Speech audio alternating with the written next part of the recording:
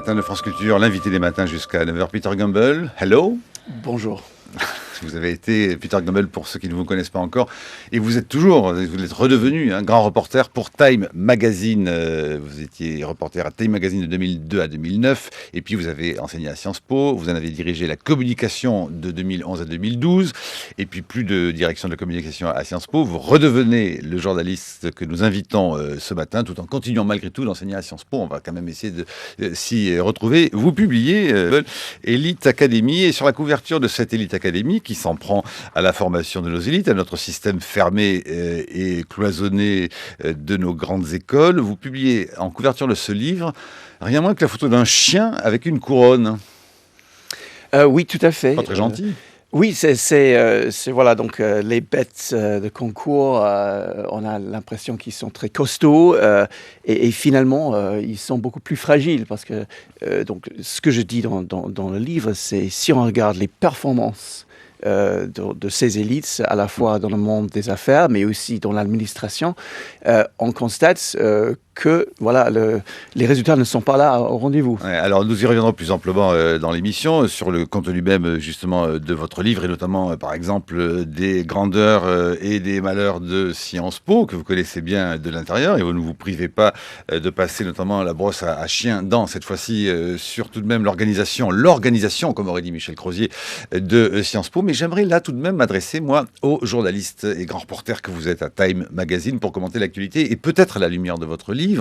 Nous sommes en plein encore à nouveau dans des affaires qui révèlent des conflits d'intérêts de toutes sortes de magistrats. Libération en fait ça une ce matin. Affaire Tapie par exemple, qui a truqué le match après la mise en examen du haut magistrat Pierre Restou pour escroquerie en bande organisée. Se pose à nouveau la question du rôle de la Sarkozy dans l'arbitrage en faveur de l'homme d'affaires Bernard Tapie. Mais il n'y a pas que cette affaire-là, il y en a beaucoup d'autres encore. Et au fond, on se demande finalement s'il n'y a pas, et qui pourrait être l'objet d'un livre à venir à nouveau, est-ce qu'il y a une faille originelle ou pas à ce que finalement se craquelle un petit peu l'image virtueuse de ce que serait notre élite formée par nos grandes écoles et théoriquement rompue à la notion de vertu et de bien public et de bien commun, Peter Gumbel. Alors ceci, c'est vrai que voilà, on est en train de vivre beaucoup de scandales en France. Il faut dire que dans d'autres pays, évidemment, il y a aussi de la corruption et aussi des scandales. Mais le conflit d'intérêts n'est pas spécialement français quand même. Non, mais effectivement, mais simplement, il y a quelques caractéristiques donc, de la vie publique en France qui sont différentes. Alors, donc une des différences, c'est surtout la transparence. On est dans une logique de réseau en France, très fortement implantée grâce aux grandes écoles aussi, parce qu'on crée ces réseaux-là. Et après, voilà, il y a par exemple des rapports de l'OCDE sur la fonction publique en France qui montre à quel point la France a un retard sur toutes les questions de conflit d'intérêts, de transparence et de la gestion moderne donc d'une administration publique. Pourquoi ? Oui, alors. Voilà, ça c'est la question. Donc après la guerre, il y avait en France, évidemment, si on lit donc les rapports, si on regarde ce qui s'est passé, il y avait donc un sentiment très important de service public, une notion très forte implantée.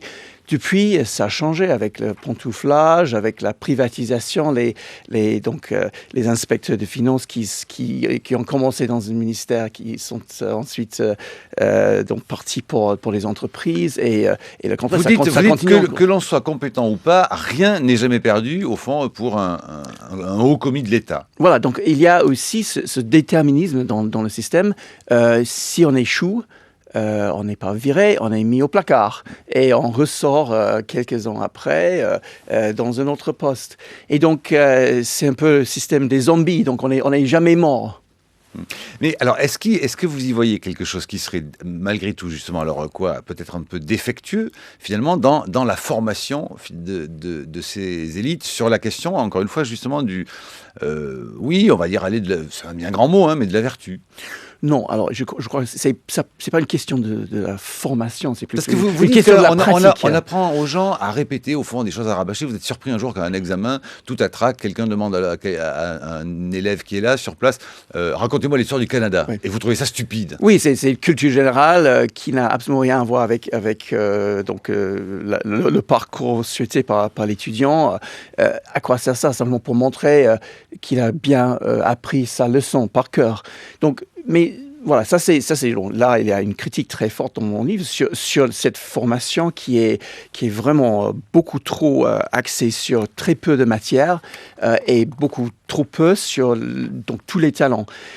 Mais pour moi, c'est pas une question de formation, c'est plutôt une question de pratique. Donc la question que vous posez, par exemple, il y a dans d'autres pays une transparence très nette dans les services publics. Il y a, par exemple, tout autour de la question des conflits d'intérêts en Angleterre, au Canada, dans beaucoup de pays, des règles très claires qui sont en amont pour éviter les problèmes. En France, on a mis en place un système qui est pour sanctionner, mais pas pour éviter en amont. C'est ça, donc c'est une mentalité. Est-ce que c'est quelque chose qu'on a mal appris à l'école?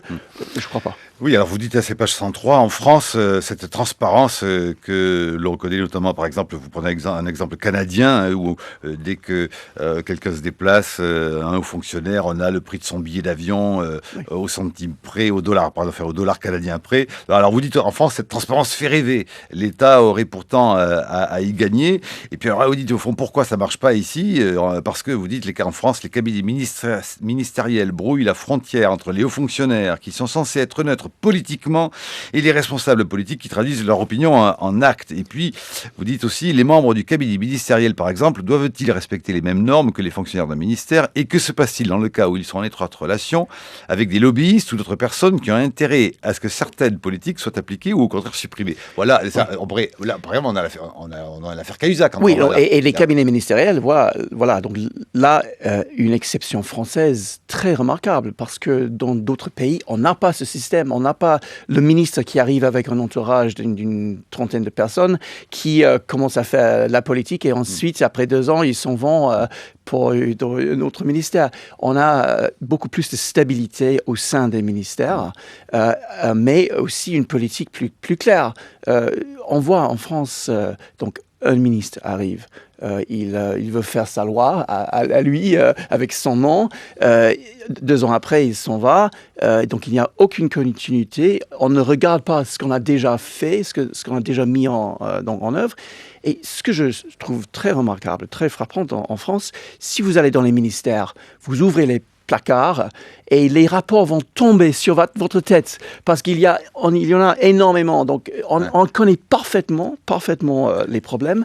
Il y a l'analyse très pertinente, les solutions proposées, mais on les met en œuvre très, très rarement. C'est ça le problème. Et on croise aussi d'innombrables fantômes dans ce qu'on appelle les fantômes dans les couloirs des grandes administrations publiques. Cela dit, Peter Goebel, est-ce que vous n'y allez pas non plus un peu fort? Est-ce que la critique, comme d'habitude évidemment, et la leçon que nous font les anglo-saxons, n'est pas un peu facile? Après tout, les grands corps de l'État ont su fournir à la France, dès la sortie de la Seconde Guerre mondiale, une manière d'envisager de la reconstruire, cette France, et de la faire prospérer pendant au moins 30 ans, comme on dit. Et puis après tout, diriger un État et diriger dans un ministère, ça ne s'improvise pas. La formation à l'ENA, à Polytechnique ou à Sciences Po apprennent tout de même des choses qui ne s'improvisent pas, même si elles sont mal comprises quand on est de l'autre côté. Vous avez raison. Donc, ils ont joué un rôle très important, surtout après la guerre. Simplement, aujourd'hui, si vous regardez qui sont ces personnes-là qui entrent dans les grands corps, est-ce que ce sont des personnes vraiment diversifiées avec des idées qui sortent des sentiers battus, si vous voulez, ou est-ce que ce sont des gens plutôt formatés?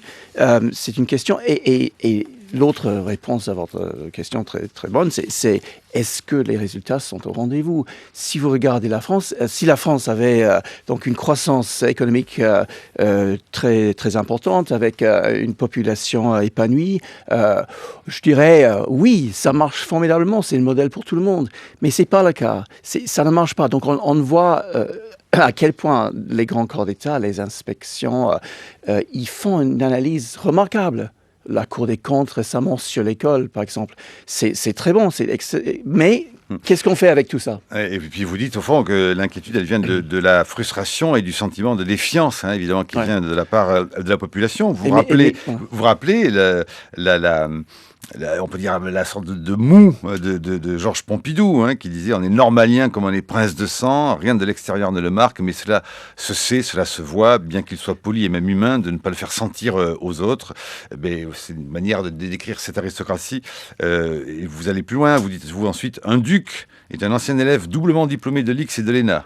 Les énarques et les polytechniciens qui rejoignent les grands corps d'État s'apparentent à des marquis et à des comtes, tandis que ceux qui ne figurent pas dans la botte sont relégués au rang de vicomte ou de baron. Être diplômé de Sciences Po, c'est être fait chevalier. Quant à ceux qui sont issus des instituts politiques de province, ils se contenteront au mieux de devenir écuyers.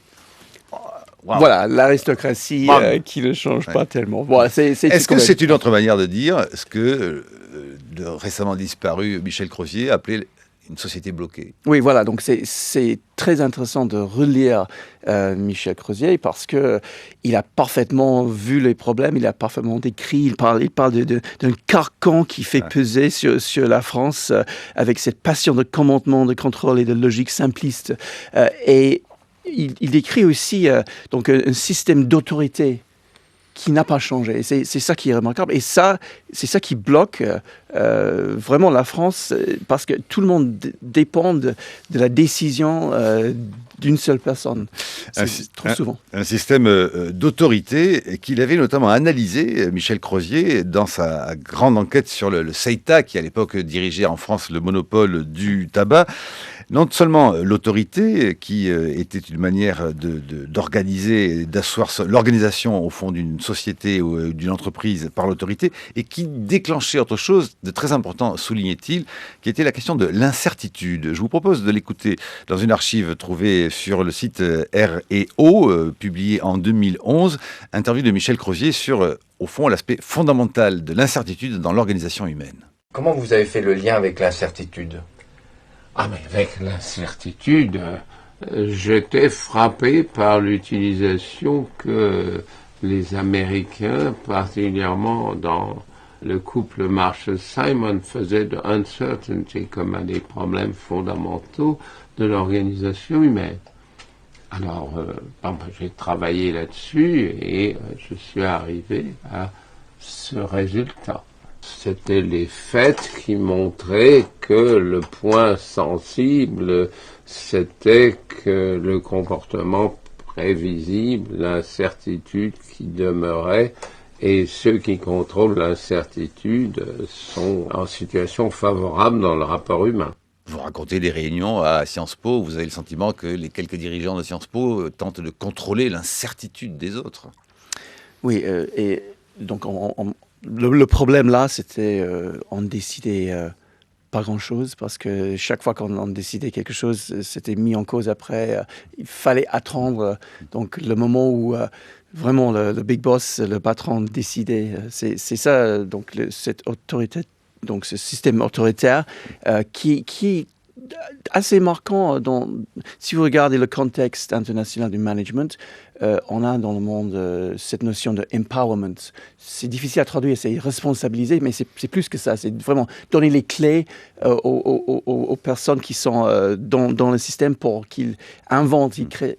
Mais en France, on n'est pas très à l'aise avec cette idée de responsabiliser, j'ai l'impression. Dites la dernière question de la première partie, Peter Knabel, tout de même, vous crachez tout de même pas un peu dans la soupe facilement, vous en avez bien profité, vous étiez à la direction, vous, de Sciences Po, et tout d'un coup, vous faites un livre là avec beaucoup de vinaigre dedans. Bon, on pourrait vous reprocher d'en avoir profité, et maintenant un peu facilement d'en dire du mal ou de le critiquer. Non, alors l'intérêt de mon livre, j'espère, c'est simplement de mettre dans un contexte international une analyse comparative des pratiques pour identifier d'abord les tendances en France, mais aussi pour dire à quel point la France est différente des autres pays. Nous y revenons. 8h18, l'heure de la chronique de Brice Couturier. Vous avez dû boire ce livre comme du petit lait. Vous avez dû lire ce livre comme on boit du petit lait. Brice Couturier, vous qui êtes un énarque raté. Exactement, moi j'ai raté l'ENA, donc évidemment je déteste cette super élite, mais non, c'est du dépit, je vous dirais. Non, c'est surtout que j'ai vécu à l'étranger comme Peter Gumbel, qui lui est étranger, et que ceux qui ont vécu à l'étranger ont sur ce pays un regard beaucoup plus critique que ceux qui ne l'ont jamais quitté. Pour une raison évidente, quand on fait des comparaisons, elles sont souvent à notre désavantage. Alors, jusqu'où va se nicher notre fameuse exception française? Quel autre pays au monde entretient à la fois des régions, vaguement héritées de l'ordre féodal, et des départements créés par la Révolution, justement pour mettre fin aux premières? Par quel mystère, digne de celui de la Sainte Trinité, un exécutif hyper puissant s'incarne-t-il chez nous en deux personnes distinctes, dont l'une, le président de la République, est le successeur de nos anciens rois, et l'autre, le Premier ministre, dirige le gouvernement dans la tradition républicaine? Vous me direz, Marc, que nous sommes aussi le seul pays au monde à faire l'élevage des escargots pour les servir à l'ail. Les Allemands... Ce qui, quand même, n'est pas la moindre d'une localité. Ça, j'en suis tout à fait conscient et tout à fait d'accord. Et les grenouilles par contre, les cuisses de grenouilles, il y a vraiment que les Anglais pour manger ça. Quand ils viennent en France, moi, j'en ai jamais mangé personnellement. Je sais pas si c'est votre cas. Vous avez tort, mais si, délicieux, avec de l'ail toujours. Ouais. Les Allemands s'inquiètent de leur Sonderweg, cet écart avec la norme européenne qui les a mis entre les mains d'Hitler. Les Français, eux, sont fiers de leur exceptionnalité. Pourtant, à vous lire Peter Gumbel, il n'y a vraiment pas de quoi. Alors notre système, si on vous lit bien, notre système il est étatiste et il est élitiste. Et c'est pourquoi il se trouve en porte-à-faux avec le reste du monde en ce début du XXIe siècle. Étatisme. La France est l'un des rares pays au monde où la nation a été constituée par l'État et non l'inverse. Ça, c'est notre histoire. Notre État, il est tout puissant parce que la plupart des ménages et des entreprises en dépendent directement ou indirectement. Il l'est surtout parce que la caste minuscule de ces grands commis a pris le contrôle de tous les postes de commandement dans la société. Quand 3500 étudiants sortent chaque année d'Oxbridge, 24 000 intègrent les universités américaines de l'Ivy League, les plus prestigieuses, l'ENA, elle, distille une super élite de 80 personnes et l'X ne produit que 400 ingénieurs, parmi lesquels 15 énarques seulement et 60 polytechniciens bien choisis accéderont à la véritable aristocratie d'État, les grands corps. Mais ceux-là, alors, on les retrouve partout. Ils dirigent les banques, les grandes entreprises, les partis politiques, les administrations, les cabinets ministériels. Ils disposent de bureaux de placement, de sinécures garanties. Quand l'économie moderne, fondée sur la connaissance et l'innovation, réclame d'énormes masses de diplômés, notre système scolaire et universitaire à nous est entièrement tourné vers la sélection d'une micro-élite qui refuse toute évaluation des conséquences de ses décisions et ne paie jamais pour ses erreurs. Ezra Suleiman l'avait bien dit, je le cite, « La France reste une des rares sociétés où l'appartenance à l'élite, une fois acquise, devient permanente. Cela garantit d'en être membre à vie et s'accompagne de nombreux avantages, réseau de pouvoir, accès à des emplois réservés, merveilleuse sinécure, risque de chômage inexistant. » Alors, fin de citation, notre système éducatif pure machine à sélectionner, comme vous le montrez, est d'une folle précocité. Elle commence à trier dès la fin du collège. Elle n'accorde pas de deuxième chance aux maturités tardives. Elle façonne pour la vie des personnalités stressées, entretenant un rapport trouble avec l'autorité, qui est à la fois chez nous haï, redouté, mais respecté, et en tout cas jamais remise en cause. Elle contribue à bloquer l'innovation dans un pays où toute initiative partant de la base est considérée comme une remise en cause de l'autorité des chefs, et où le secret d'une belle carrière, c'est de ne jamais faire de vagues.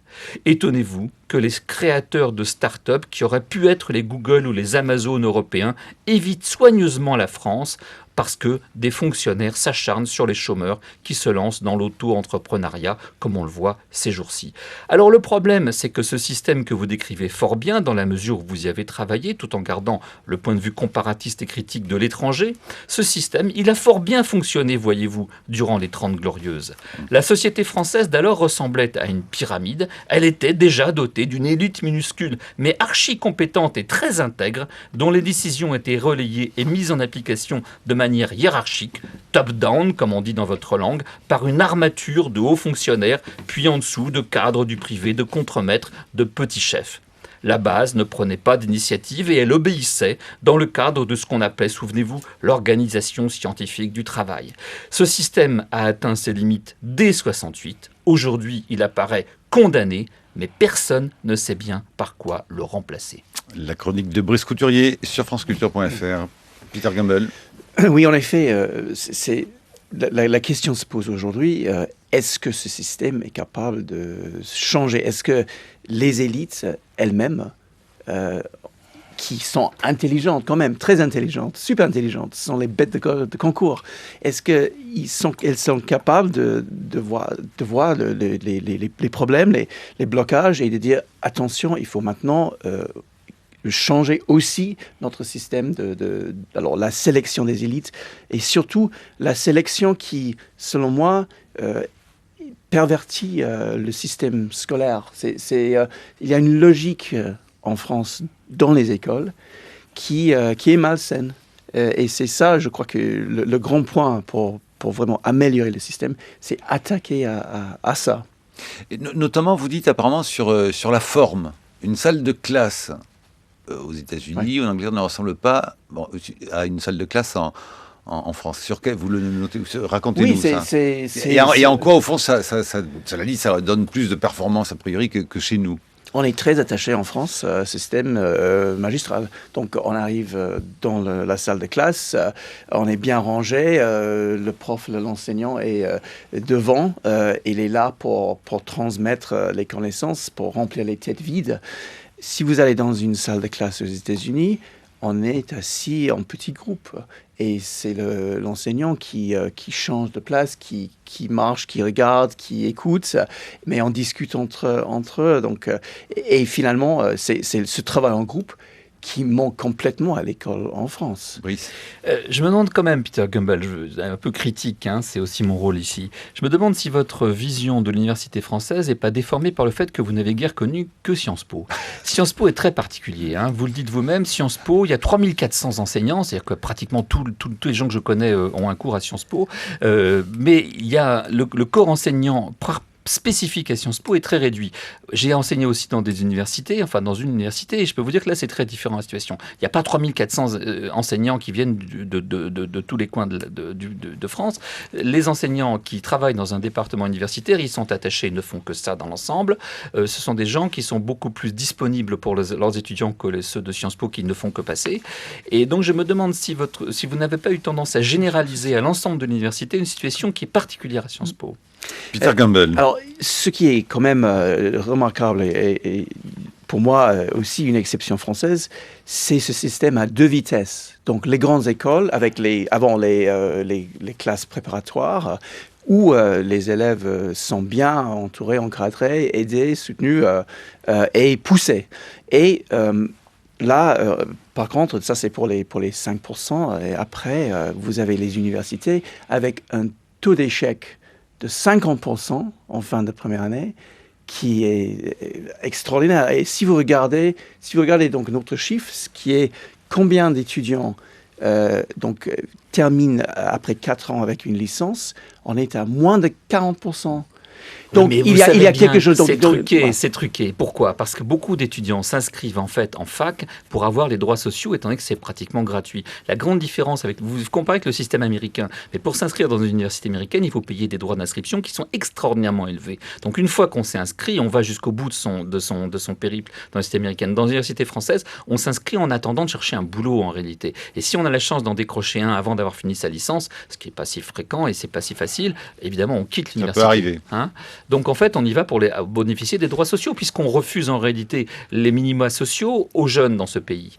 Il faut bien qu'ils disposent d'une couverture sociale. Ils en disposent en s'inscrivant à l'université. C'est pour ça que le chiffre de 50% d'échecs à la fin de la première année, il dissimule en réalité une pratique qui est celle de ce que je vous disais, s'inscrire pour les accessions. En tout cas, on est là très loin d'une idée d'une université florissante. Donc, c'est pas la Sorbonne du XIIIe siècle. Donc, et surtout, ce qui est frappant, c'est que donc on est dans les universités, on est toujours sur ce système des cours magistraux, qui sont très importants pour le système français, qui sont en train d'être tué par l'Internet. Donc, si vous allez regarder le débat dans les universités américaines, anglaises, aussi allemandes, c'est tout autour de la question de l'Internet, les cours en ligne qui vont arriver.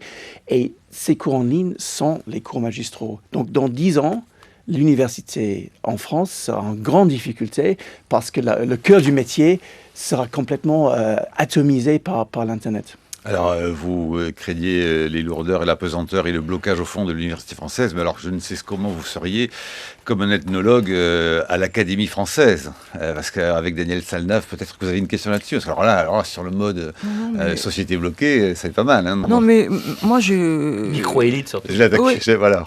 Allez, défendez-vous avec votre épée. J'ai lu votre livre avec énormément d'intérêt. Contrairement à la réputation que j'ai ou qu'on me fait, il y a énormément de choses avec lesquelles je suis absolument d'accord. Et j'approuve beaucoup cette couverture de ce fragile animal de concours qui risque des pneumonies à tout moment. Il n'y a qu'un petite couronne dorée. Bon. Mais je trouve qu'il y a plusieurs livres, au fond, dans votre livre. Il y a un livre essentiellement sur Sciences Po. Et je rejoins un peu ce que vient de dire Brie. C'est un livre vraiment sur Sciences Po. Vous avez tout à fait raison de pointer les énormes découvertes qu'on a faites, des salaires, etc. Mais bon, c'est un livre sur Sciences Po. Un demi-million d'euros par an pour le directeur. Oui, ça, là, évidemment. Mais on ne peut pas, à partir de ce statut, qui était très particulier, généraliser non seulement à l'ensemble des grandes écoles et de rapports avec les universités, mais à l'ensemble du système scolaire. Voilà. Il y a 2 points qui m'ont frappé, moi. Là où vous avez raison, c'est de voir cette minorité de jeunes gens bien sur eux, qui sont tous faits de la même manière et qui vont avoir des postes rémunérés et sûrs pour très longtemps. Ça, je suis d'accord. C'est vrai. Mais c'est pas nouveau. L'ascenseur ne peut que monter. Voilà. La critique de l'énarchie, c'est vrai, elle a été faite plusieurs fois, mais après tout, il faut toujours la refaire. La critique des grandes écoles en général... On connaît les énarques très bien quand même aussi. Moi, ça serait plus compliqué pour moi. Pourquoi ? Parce que d'abord, il n'y a pas que Sciences Po. Il y a les grandes écoles et l'université, et surtout, autour des grandes écoles, il y a une différence entre la grande école, dans laquelle les gens ont été reçus et dont ils vont sortir, et les classes préparatoires. Or, il se trouve que les classes préparatoires, bien sûr, on peut les critiquer, on peut dire qu'on fait des gens qui sont atroces entre eux, qui pensent qu'à se faire des crocs en jambes pour pouvoir triompher. Oui, mais en même temps, il y a une forme de formation qui est donnée dans les classes préparatoires et qui est remarquable. Et je vais donner un tout petit exemple. Moi, j'ai été professeur à l'université pendant des années. J'avais donc des étudiants qui venaient directement à l'université. Souvent, comme l'a dit Brice, pour avoir des droits sociaux, c'est vrai. Aussi, pour avoir une vraie formation, mais n'étant pas souvent en amont suffisamment bien formés pour pouvoir profiter des enseignements universitaires. Ça, c'est une autre question. J'ai souvent dit que la vérité du bac, c'était l'échec du premier trimestre à l'université. Mais surtout, des élèves qui échouaient dans les classes préparatoires et qui venaient donc continuer leur cursus dans les universités avaient souvent un niveau de formation, de maîtrise, d'exigence, de la langue, des contenus, de la lecture, etc., qui leur permettait de prendre très rapidement toute leur place et de profiter de l'enseignement universitaire. Et le dernier point, parce que je ne vais pas tenir le dé, comme on dit, tout le jour, c'est que vous dites, cet enseignement, au fond, il est élitiste et fondé sur l'humiliation. Il l'a été. J'ai connu une époque, moi, où nos professeurs étaient vraiment humiliants avec nous. Franchement, je vais beaucoup dans des lycées, dans des collèges, je trouve que les professeurs n'humilient pas leurs élèves. Non seulement ils les humilient pas, mais ils ont renversé, au point que parfois, je les trouve un peu démagogues. C'est-à-dire qu'il faut toujours tout trouver bien. Qu'une énorme faute, c'est une preuve de créativité, par exemple. Que je trouve pas mieux non plus. Donc je trouve que vous faites plusieurs amalgames, pour employer un mot que j'aime pas trop. Excusez-moi Marc, j'étais un peu long. C'était le plaidoyer de Daniel Salnave à retrouver sur franceculture.fr. Allez, non, Peter Gumbel. Alors d'abord sur Sciences Po, oui, c'est un exemple parmi d'autres, mais évidemment parce que j'ai passé beaucoup de temps, je suis toujours là enseignant, je me penche sur cet exemple. C'est surtout pour moi un exemple d'un manque de gouvernance. Et j'étais là à un moment où on a perdu la foi. Donc c'est quand même une maison exceptionnelle de Richard Decoing. Il a fait bouger les lignes sur beaucoup de domaines, surtout la diversité sociale, aussi l'ouverture à l'international. Mais je suis arrivé à un moment où ça ne marchait plus. Il y avait des questions majeures de gouvernance qui restent quand même là. Donc la question c'est, est-ce qu'une institution est capable de s'autogérer ou pas ? Et c'était absolument clair que voilà, ce n'était pas le cas à Sciences Po. Il fallait le ministre, il fallait donc la Cour des comptes, etc. pour changer quoi que ce soit. Donc, premier point. Deuxième chose, les classes préparatoires. Alors, les classes préparatoires, elles offrent sans doute une formation de base qui est très utile. Donc, dans la méthode, une formation voilà, vraiment les bases qui aident les étudiants après à bien réussir à l'université ou les grandes écoles. Et cette formation de base, c'est ça qui manque dans les universités. Voilà, ça, si vous allez dans les grandes universités américaines, vous voyez les premières 2 années, c'est que ça, c'est Humanities, on fait 2 ans de Foundation Years, etc. Donc ça marche. Alors, simplement sur les classes préparatoires, elles sont en train de disparaître. Si vous regardez combien d'élèves, donc des étudiants aux grandes écoles actuellement, viennent des classes préparatoires, vous allez constater que c'est moins de 50%. Donc, dans 10 ans, on a eu une évolution extrêmement importante. Les classes préparatoires qui avaient un monopole sur les grandes écoles, non plus. Même à Polytechnique, on commence à prendre des étudiants des universités. Donc voilà, les classes préparatoires dans 10 ans, s'ils existent toujours, ils seront différentes. Et ce qu'il faut faire, c'est effectivement prendre les méthodes. Mais ce que je reproche aux grandes écoles, et surtout aux classes préparatoires, c'est cette notion qu'il faut souffrir pour apprendre. Parce que là, on est dans une logique très franco-française, qui n'est pas du tout le cas ailleurs, où effectivement le bien-être, le bonheur est un instrument pédagogique extrêmement important. Le renforcement positif est très important dans notre pays. En France, oui, vous avez raison, on est en train de changer. Mais si vous regardez les études, les comparaisons internationales, vous allez très rapidement voir que, par exemple, les élèves, qu'est-ce qu'ils disent du rapport avec les enseignants, sont des rapports extrêmement tendus. Il y a un niveau de stress à l'école en France qui est exceptionnellement élevé. Et donc, tout l'argument que j'ai, c'est, alors, ces méthodes-là ne sont pas adaptées pour la grande masse des gens. Peut-être pour une petite élite, dont on veut les pousser, mais pour la grande masse de la population, ce ne sont pas des méthodes adaptées. Donc voilà, finalement, humiliante, oui. Dans tous les pays, on va trouver des profs qui sont exceptionnels, aussi en France.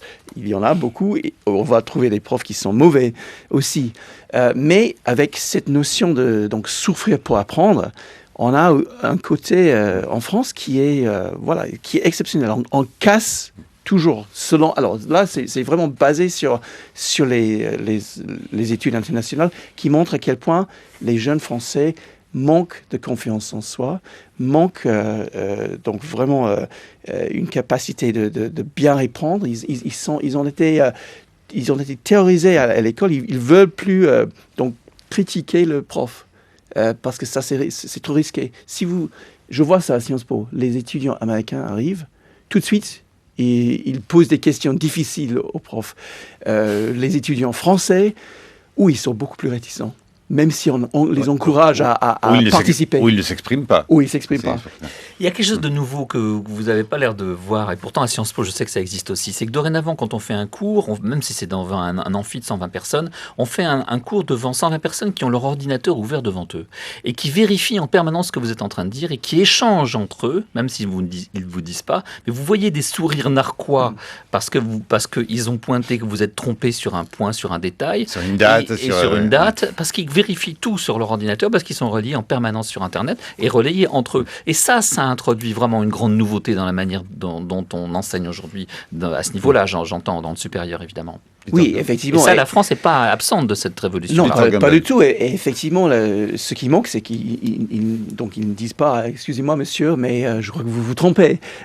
Et avec les MOOCs, les fameux cours en ligne, c'est ça qu'on... Alors, si vous avez la possibilité de regarder sur Internet les profs les plus brillants de Harvard et MIT... Les MOOC, il faut dire, parce que c'est les Mass Open Online Courses, c'est-à-dire les cours en ligne, les cours magistraux en ligne qui sont gratuits pour tout le monde. Voilà. Je vous signale que France Culture, avec France Culture Plus, a créé un site qui n'est pas très loin de cette conception-là, hein, du MOOC à l'américaine. Mais en fait, donc aussi de l'enseignement à distance, en ligne, sur Internet. Et donc l'intérêt de l'université après, c'est quoi? C'est simplement être dans un petit groupe pour discuter ce qu'on a déjà vu sur Internet. Et là, comme je disais, donc la France a pris un retard dans cette évolution. Mais Peter Gamble, tout de même, pour saluer, après tout, je vais le faire moi ici, la mémoire de Richard Descoings, qui est peut-être bien critiquable sur des points, mais qu'on a beaucoup loué pendant un grand moment du temps de son magistère, justement, à Sciences Po, notamment sur les mêmes qualités et les mêmes défauts que le reprochait à l'ancien président de la République, Nicolas Sarkozy, à savoir de faire bouger les lignes, de ne pas forcément se situer dans un système de reproduction, de faire entrer des gens qui n'avaient pas forcément le cursus ad hoc de nos élites à nous. Vous faites la comparaison. Sarkozy fait entrer Ramayad, Rachida Dati et d'autres. Et au fond, Richard Descoings a ouvert aussi, et notamment on le voit aujourd'hui, à 40% des élèves de sciences étudiants en Sciences Po sont étrangers. Est-ce que vous n'êtes pas devenu au fond très français, Peter Gamble, en à la fois finalement critiquant, encore une fois, je le disais en première partie, un système qui aussi a ses vertus et a ses mérites et dans lequel vous participez. Vous êtes toujours enseignant à Sciences Po, Peter Gamble. Ouais, voilà, donc je crache pas dans la soupe. En tout cas, vous avez raison. Faire bouger les lignes. Et je le dis aussi, clairement, Richard Descoings a joué un rôle très très important en France, en tant que leader dans ce domaine. Il a vraiment changé la conversation autour de la discrimination positive. C'est toujours très controversé, c'est très, très compliqué comme sujet, et il mérite aussi cette reconnaissance. Continuons d'ailleurs aussi au cours de cette émission de profiter de rendre hommage à Michel Crozier, notamment peut-être pour souligner ce que l'on lit en filigrane dans votre livre et qui manquerait peut-être plus à la culture française. Il faudra bien, Brice Couturier, que l'on trouve des griefs à la société et à la culture américaine, mais tout de même, est-ce qu'il n'y aurait pas un déficit de ce que Michel Crozier avait noté quand il avait fait sa grande étude sur les syndicats américains de 49 à 50? Est-ce qu'il ne manquerait pas le plus chez nous cette question de la négociation? Écoutez-le toujours en archive, Michel Crozier sur ce thème-là. La négociation et les règles de discussion. Robert's Rules of Order est la chose la plus importante du syndicalisme américain. Chacun parle à son tour. On n'interrompt pas. On n'a pas le droit. Et on fait des motions. Et on fait une motion sur une motion en suivant des règles. Et il se rapporte au livre. Ça, c'était très important. D'autre part, négocier. Apprendre à négocier. Alors, dans leurs cours auxquels j'ai assisté, pas beaucoup, mais un peu quand même, on fait des jeux de rôle. Et le syndicaliste joue le rôle du patron. Et croyez-moi, quand il joue le rôle du patron, c'est la peau de vache. Hein. Alors là, tout de suite, il se met dans la peau du patron. Et alors, vous voyez, il y a quelque chose qui est un recul par rapport au fanatisme. Voilà, Michel Crozier, c'était notamment relatif à son expérience, ses travaux sur les syndicats américains qu'il avait fait donc à la fin des années 40, Peter Gamble. La négociation, il n'y a quand même pas que vous qui sachiez négocier, mais est-ce que vous pensez que c'est ce qui manque dans le système, on va dire, de management de nos grandes écoles, entre autres, et tout bonnement dans notre société? Alors, j'ai été frappé lors de mes recherches pour ce livre d'une question qui est la notion d'autorité. Parce que si vous regardez les études, les comparaisons internationales, vous voyez donc à l'école, les jeunes Français ont un rapport très tendu avec les enseignants. Et si vous continuez dans la vie, au monde du travail, vous trouvez exactement les mêmes difficultés. Donc là, dans les études internationales, les Français, donc les relations entre employés et employeurs est extrêmement tendues. Donc là, ça pose une question. Qu'est-ce qu'on apprend à l'école et surtout comment l'école est donc façonnée pour mettre en place cette idée d'autorité? Parce qu'au monde du travail, voilà, et c'est ça aussi que j'ai trouvé à Sciences Po. Il faut le dire, simplement l'idée qu'il y a donc quelqu'un qui décide Et les autres, ils peuvent décider, mais finalement, on peut toujours remettre en cause les décisions parce qu'elles ne sont pas finalisées. Donc, il y a là, il me semble, en France, quelque chose avec cette notion d'autorité qui est très importante et différente.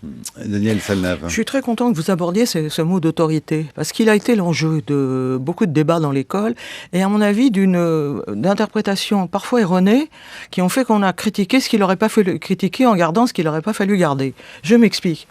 L'autorité, si ça signifie l'autorité d'un maître, au sens latin dominus, c'est-à-dire quelqu'un qui domine, qui dirige, effectivement, il fallait que l'école fasse là-dessus complètement sa remise en question. C'est certain.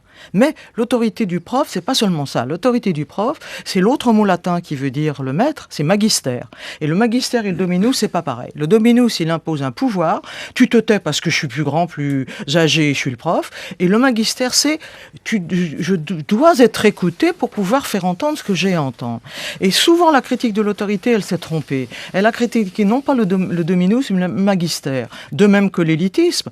L'élitisme d'un système pyramidal, moi aussi, je le critique. Mais quand l'élitisme, ça devient la critique de certains enseignements parce qu'ils seraient considérés, comme le disait Bourdieu, comme bourgeois ou appartenant à la classe dominante, là, c'est une critique qui peut être très dangereuse parce qu'elle amène à araser les contenus. Et ça, je crois que c'est une vraie question.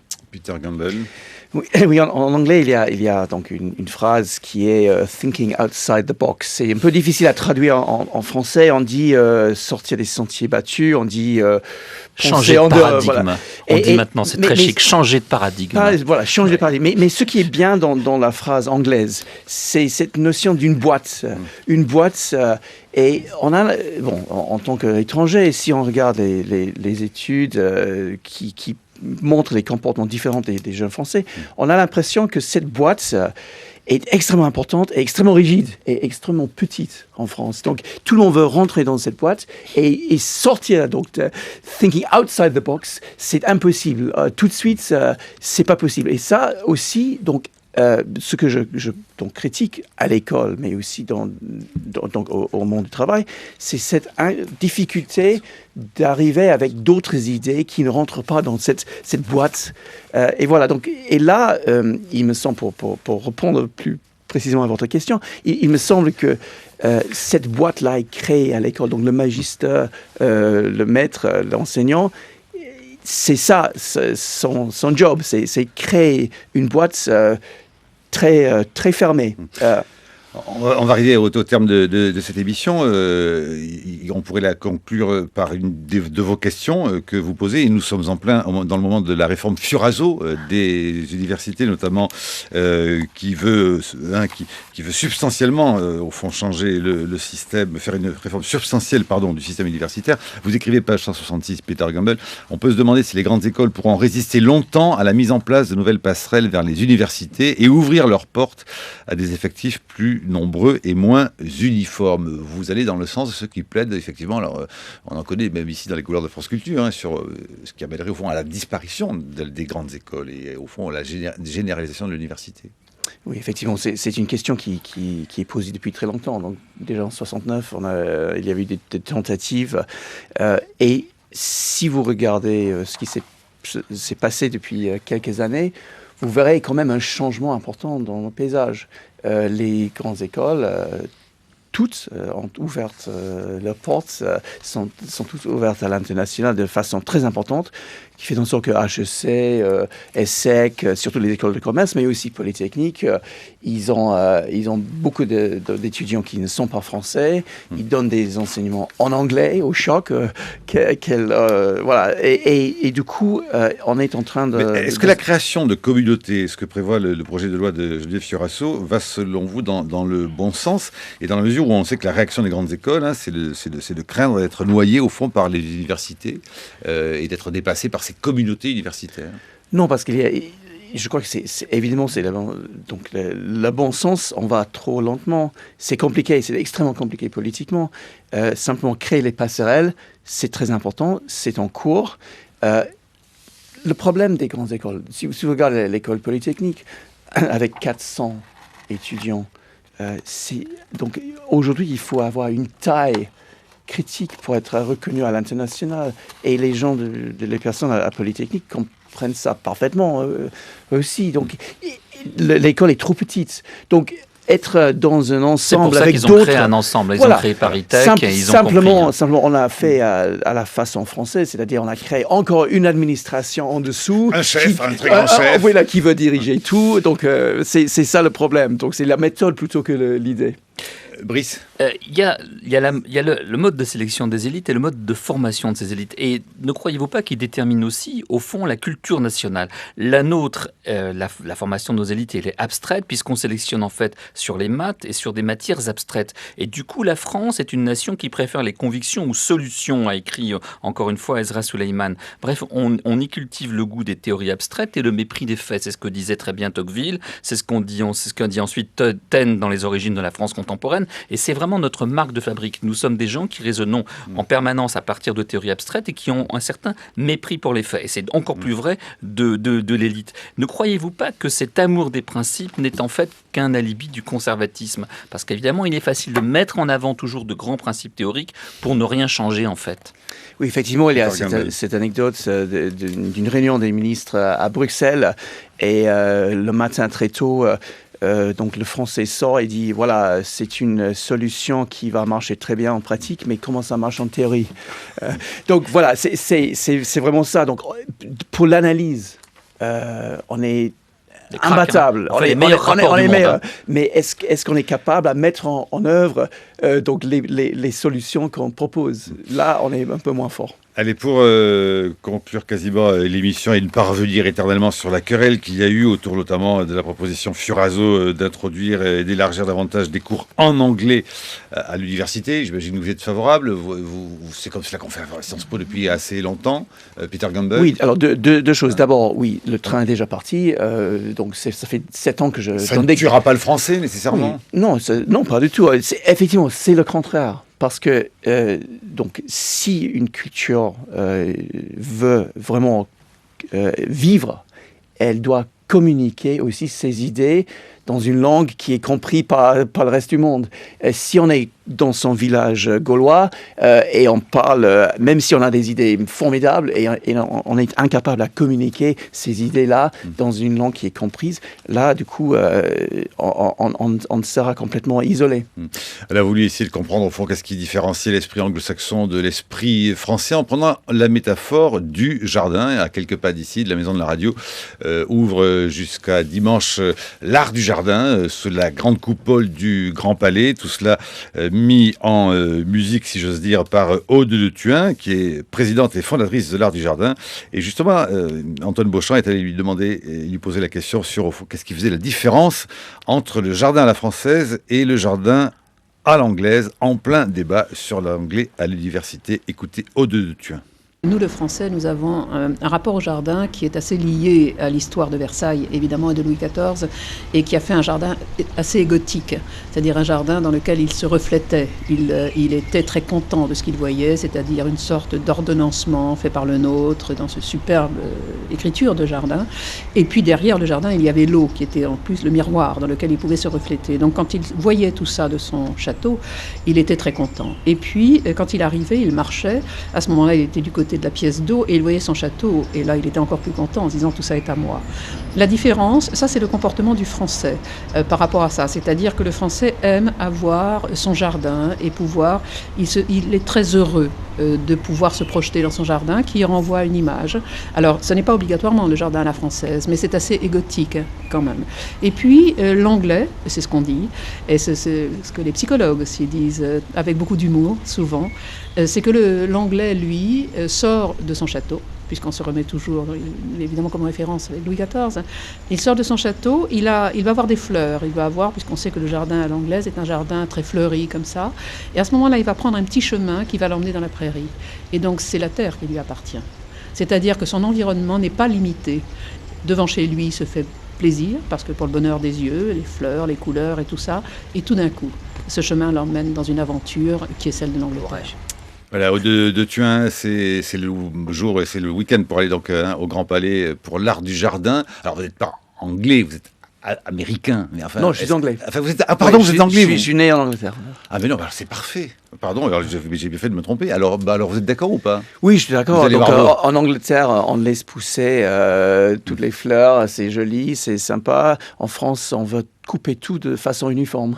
Et On mutile les arbres. On mutile les arbres chaque printemps, c'est une horreur. Voilà, à la fois à l'école et dans le jardin. Si, c'est vrai. Vous pensez que la métaphore est juste, donc? Bon, jusqu'à un certain point, ouais. Donc, Bon. Est-ce que quand même, puisque le système anglo-saxon est si bon et si bon, pourquoi vous n'y vivez pas chez vous alors en Angleterre, Peter Gumbel? Parce que c'est pas bon. Vous n'avez pas de regrets? Non, mais donc en tout cas la France, le charme de la France, c'est que voilà, elle a une identité très forte et des traditions très fortes et qui ont très bien marché pendant donc très longtemps. Simplement aujourd'hui, ça ne marche plus.